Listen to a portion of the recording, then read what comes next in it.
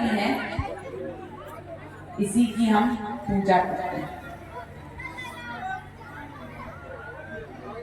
मैंने अपने पिता की बात इसीलिए दोहराई क्योंकि मेरे पिता के साथ भी अन्याय हुआ। अन्याय के अनेक रूप हैं। अन्याय कोई एक प्रकार का नहीं। मेरे पिता के केस में जो अन्याय हुआ है वो कुछ इस तरह से है, कुछ आप लोग को बताऊंगी। पहला, किसी केस में मेरे भाई लोग हैं यहाँ पे, मेरे चचा लोग हैं यहाँ पे, आप लोग जानकार होंगे, मेरी माएं, मेरी बहनें, आप लोग जानते होंगे कि किसी भी केस में एक एफआईआर है, दो नहीं, है ना? जानते हैं कि नहीं आप? और कानून के तहत एक ही एफआईआर होना चाहिए, ये भी साबित है। फिर भी मेरे पिता के केस में दो एफआईआर, दो अलग तरह के एफआईआर दर्ज किए गए हैं और उनको मायने भी दे दिया गया। क्या ये अन्याय नहीं है ना? अगर ये अन्याय है तो हम न्याय कहाँ लेने जाए?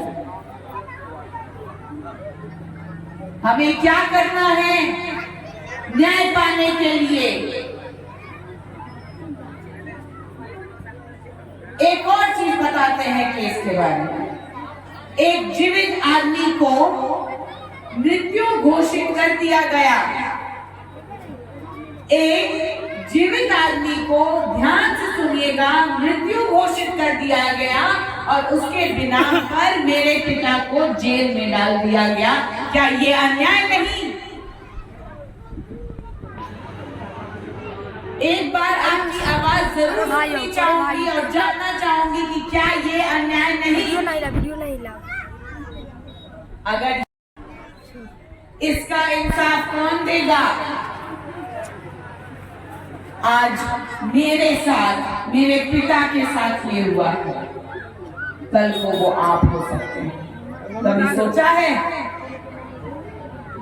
मैं इसलिए बोल रही हूं कि कल को आप हो सकते हैं क्योंकि मैं सरकार पे सवाल उठाते हुए ये बोलती हूं कि जब इंटरव्यू में माननीय रमा देवी जी ये कहती हैं कि वो धन्यवाद देती हैं, मेरे पिता के जेल जाने के पीछे अमित शाह जी, गृह मंत्री, इस देश के गृह मंत्री के प्रेशर पे ही आया है, तो मैं सवाल उठाती हूँ।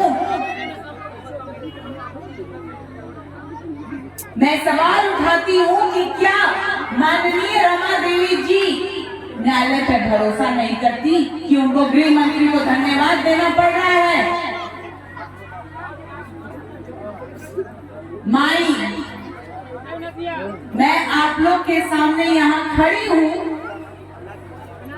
ये बताने के लिए कि मैं एक वकील हूँ। मैंने अपने पिता के साथ होते हुए अन्याय को बहुत करीब से देखा है और ये केस में जो अन्याय हो रहा है वो भी मैंने देखा। मैं माई आप लोग को इसलिए बोलना चाहती हूँ क्योंकि कल को आपके भी बेटे के साथ ये हो सकता है, क्योंकि अगर सरकार ही का आदमी हमें न्याय दिलवा रहा है तो ऐसा न्याय हमें नहीं चाहिए। हमें न्याय वहां से चाहिए जिसकी स्थापना की गई है, जो न्यायालय है।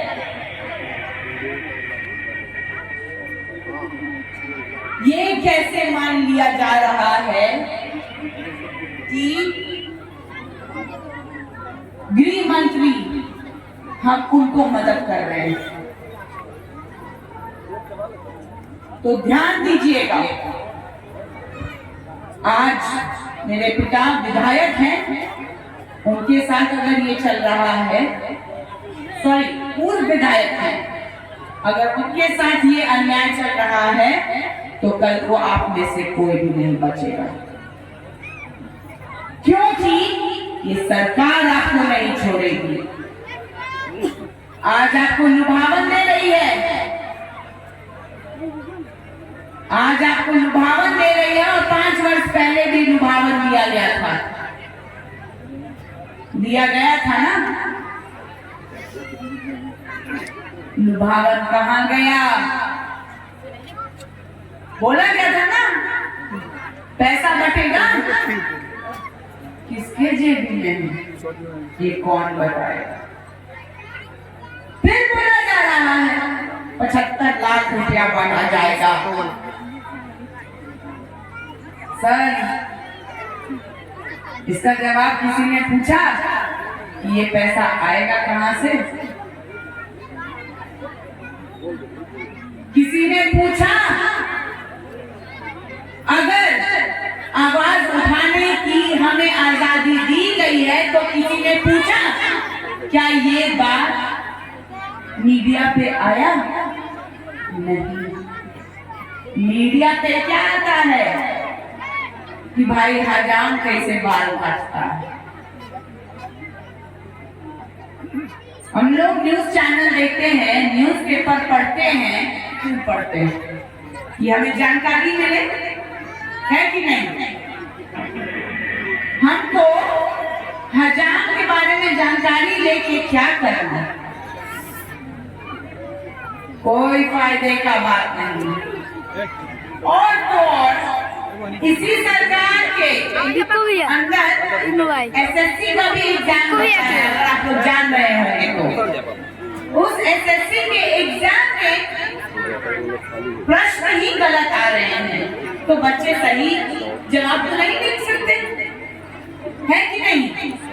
जब सही जवाब नहीं लिख सकते क्योंकि प्रश्न गलत है, तो सवाल उठाना बनता है ना। जब सवाल उठाना बनता है तो कुछ टीचर्स ने और कुछ स्टूडेंट ने क्वेश्चन किया, सोशल मीडिया पे वीडियो बना के बकायदा डाला कि कहीं तो उनकी बात जाएगी, कोई तो उनको सुनेगा। तो एसएससी जो होल्ड करते हैं, उन्होंने नोटिस जारी किया, और नोटिस में क्या लिखा कि अगर